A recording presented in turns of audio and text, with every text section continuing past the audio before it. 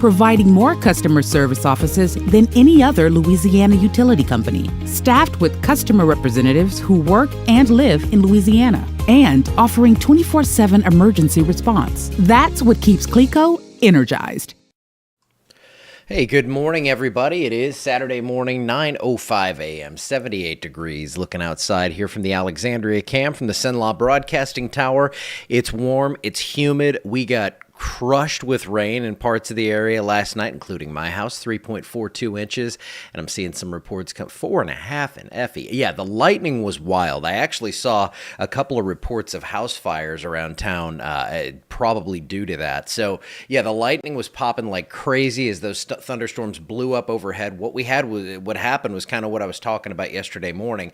We had the front coming in from the north, or that boundary that was pushing south, that outflow. And then we had the sea breeze come up from the south, and where those collided, it got crazy.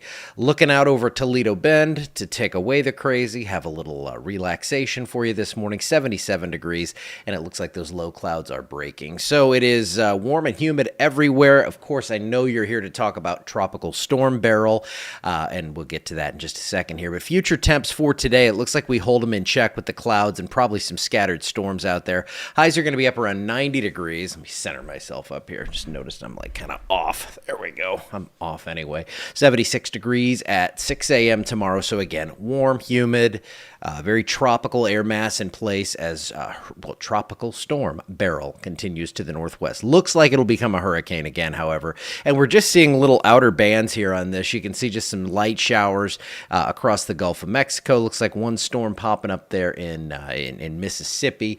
And then for the planner for today, we're going to get up close to 90, and those storms are in the forecast. Now, Futurecast actually kind of dried things out a little bit today. So the HRRR model looks like it's trending drier. We've got the sea breeze coming up.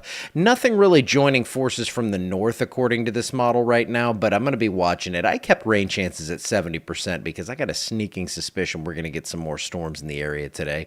And for tomorrow, it looks like we start to get some of those outer influences of Beryl into the area. So some storms are possible, and then we have that potential for some severe weather as Beryl makes landfall out to our west. So let's get over into the satellite right now. I'm going to set this to where I can kind of telestrate here. But look, as you zoom in on this, we basically had nothing overnight. I mean, when I woke up at about 3 o'clock in the morning, I do this like every night, and I check things, especially when it's busy. I can't control it. And I'm looking at this, and I'm like, well, we don't have much going on at all. But look at this blow up of storms. They have the aircraft in there right now. And actually, I meant to have that up here in the background just so I can track that. I have a way to do it on the system, but I don't know. It doesn't show me enough. So I'm not going to do it. I'm not going to put you through that. So recon, yes. Finding the pressure has dropped 2 millibars since they've been in there, so a little bit of a drop in pressure, and it looks like that center right now, it's going to be kind of wonky as it kind of redevelops, I think, underneath this new convection, these new thunderstorms. So as that happens right now, the center is down here. Wait a second, I thought we could see that. We are going to see this. There we go. I'm going to have to zoom in again.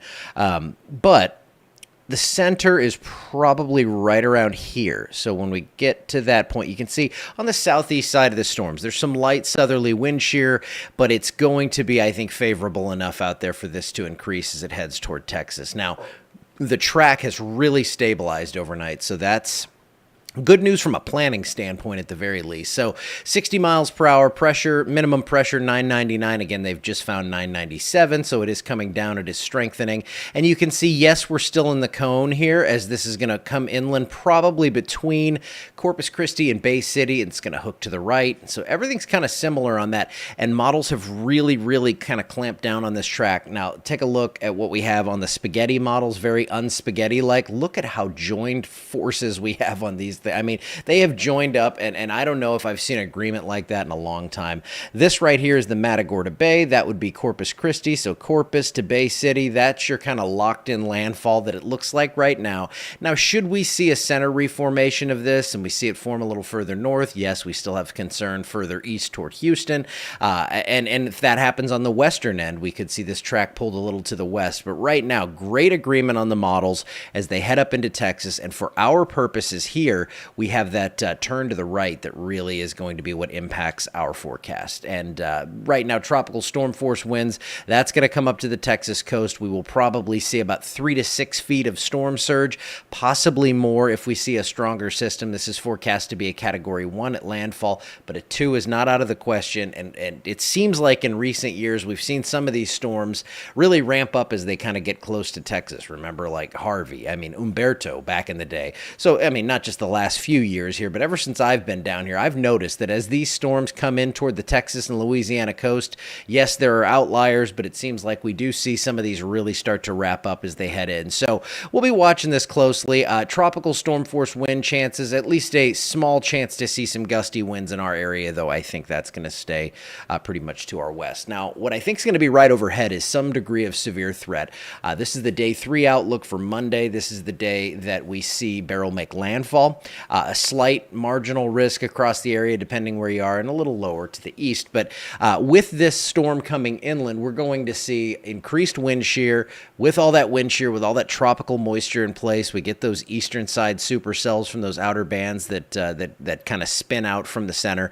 And so I'm looking at that as a possibility across the area to see some severe weather both Monday and Tuesday as the center moves to our west. And it'll weaken. The wind fields will weaken as this thing moves further inland. But I think we have that chance for severe weather and flooding rains. I think this right here is still pretty bare bones, your best case. That would be a couple inches of rain through Friday. I think we're going to see a widespread 3 to 6. I still think, a lot of this is going to be tilted more toward the northeast and east of the center. So I really think some of this is going to get pulled further this way. So near the Texas border, 6+ is possible with some flooding issues potentially, especially because we saw all that rainfall last night. We saw, again, 3.5 inches almost at my house. I know some places even saw more than that. Some places, of course, saw a lot less, but not a great start to see all that rain moving in as you see a 7-day with this kind of rain chance in it.